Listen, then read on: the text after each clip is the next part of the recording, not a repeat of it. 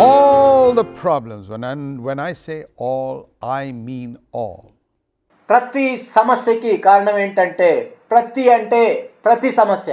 All the problems that have come in every Christian's life. ప్రతి ఒక్క క్రైస్తవుని జీవితంలో వచ్చే ప్రతి సమస్య కూడా, And in every family, in every home, ప్రతి కుటుంబంలో, ప్రతి ఇంటిలో, in every church, has its root and origin in pride. ప్రతి సంఘంలో కూడా వచ్చే ప్రతి సమస్యకి మూల కారణం ఏంటంటే గర్వం. In wanting to lift oneself up in discontentment. అసంతృప్తితో తన్ను తాను హెచ్చించుకోవాలి అని ఒక వ్యక్తి అనుకున్నప్పుడు. That's what we learn from the story of Lucifer or whatever his name was and is becoming the devil. కాబట్టి లూసిఫర్ కానీ లేక అతని పేరు ఏదైనా కానీ అతను అపవాదిగా ఎలా మారాడు అన్న దాని విషయంలో మనం నేర్చుకునే పాఠం ఇది. We see the same thing with Adam and Eve. ఆదాము అవ్వల విషయంలో కూడా దీన్నే మనం చూస్తాం. God drew a boundary around Adam and Eve in the Garden of Eden. ఏదెను తోటలో ఆదాము అవ్వల చుట్టూ దేవుడు ఒక సరిహద్దును నియమించాడు.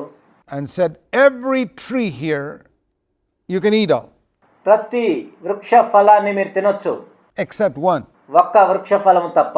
So it was a huge area that was bounded by that circle and only one tree was outside. దేవుడు గీసిన ఆ వృత్తములో ఆ పెద్ద సరిహద్దులో ఎంతో భూభాగం ఉంది, ఎన్నో చెట్లు ఉన్నాయి, కానీ కేవలం ఒక్క చెట్టు మాత్రమే దానికి వెలుపల ఉంది. That was very easy. I mean, if the circle was so small that God had put only one tree inside and told Adam and Eve, there are thousands of trees there, but you can't eat any of them, you just eat one of these. Well, that would have been tough perhaps. ఇదంతా సులభం. ఒకవేళ దేవుడు ఒక చిన్న వృత్తం గీసి కేవలం ఒక్క వృక్షాన్ని పెట్టి మిగిలిన వేల వృక్షాల ఫలాలు మీరు ఏది తినకూడదు, ఈ ఒక్కదాన్నే తినాలి అంటే బహుశా అది కష్టమై ఉండొచ్చు. But it was so easy. There were thousands and thousands of beautiful trees there with fruit and everything else. ఇదంతా సులభం ఇక్కడ, ఎందుకంటే వేల వేల వృక్షాలు ఉన్నాయి, ఎంతో అందమైన ఫలాలు ఉన్నాయి. One tree outside, and the best tree of all was within the circle, the tree of life. ఏదో ఒక్క వృక్షమే బయట ఉంది, అతి శ్రేష్టమైన జీవ వృక్షం కూడా లోపలే ఉంది. That was right in the middle of that circle. ఆ వృత్తము మధ్యలో ఉంది, The best of all. అన్నిటికంటే శ్రేష్టమైన జీవ వృక్షం.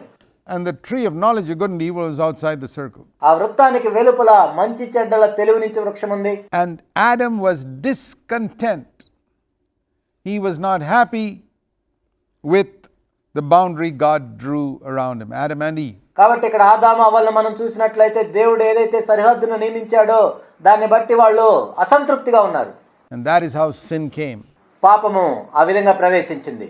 The same poison that made that angel into a devil made this beautiful man that God had created into a sinner in a moment. ఒక దేవదూతని అపవాదిగా ఏ విషమైతే మార్చిందో అదే విషము మానవుణ్ణి పాపిగా ఒక్క క్షణంలో మార్చివేసింది. What was it? Discontent with the boundary God had drawn around him, the same sin as Lucifer had. ఏంటది? దేవుడు నియమించిన ఆ సరిహద్దు విషయంలో సంతృప్తి చెంది ఉండకపోవటం. లూసిఫర్ విషయంలో కూడా ఇదే జరిగింది. And it can happen to you. నీ విషయంలో కూడా ఈ విధంగానే జరగచ్చు. You can call yourself a Christian, born again, whatever you like, but if you are discontent, you're going to be like the devil. నిన్ను నీవు క్రైస్తవుడు అని నువ్వు పిలుచుకోవచ్చు, తిరిగి జన్మించానని చెప్పుకోవచ్చు, కానీ నీకు తృప్తి అనేది లేనట్లయితే నీవు కూడా అపవాదిలాగా మారిపోతావు. In your character and behavior, you continue like that, you'll end up with the devil for all eternity.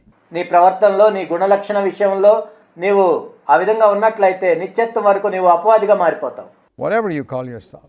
నిన్ను నువ్వు ఏమని పిలుచుకున్నా సరే. The other thing is pride. ఇక్కడ మరొక విషయం ఏంటంటే గర్వం. Adam and Eve were proud to think that they could defy God and escape without facing the consequences. ఆదాము అవ్వలు ఎంత గర్వించారు అంటే దేవుడు చెప్పిన ఆజ్ఞకు అవిధేయత చూపించి కూడా తప్పించుకోవచ్చని వాళ్ళు అనుకున్నారు. ఆ పరిణామాలను ఎదుర్కోవాల్సిన అవసరం లేదనుకున్నారు. God had told them, don't eat of that tree. ఆ వృక్ష ఫలాన్ని తినకూడదు అని దేవుడు చెప్పాడు. And they were shaking their fist at God, as it were. What do you mean we can't eat of that tree? We're going to do it. వాళ్ళు చేసిన పని ఎలా ఉందంటే పిడికిలి బిగించి దేవుని వైపు చూపించి ఏంటి తినకూడదు అంటే అర్థం ఏంటి? మేము తింటాం అన్నట్లుగా చెప్పారు. Isn't that arrogance? అది ఎంతో అహంకారం కాదా?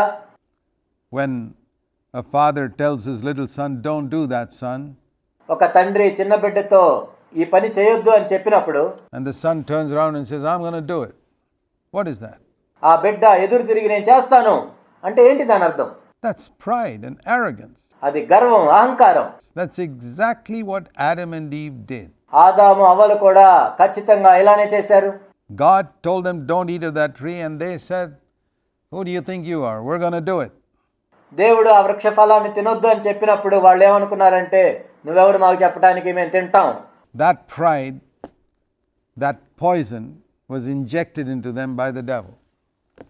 ఆ గర్వము, ఆ విషము అనేది అపవాది వాళ్ళలోకి ఎక్కించాడు. And that's why this spirit of pride is so evil. అందుకే ఈ గర్వము కలిగిన ఆత్మ అనేది ఎంతో చెడ్డది. It's pride, discontentment, and we could also say rebellion against authority. కాబట్టి ఈ గర్వము, అసంతృప్తి, ఇంకోటి చెప్పాలంటే అధికారానికి తిరుగుబాటు చేయటం.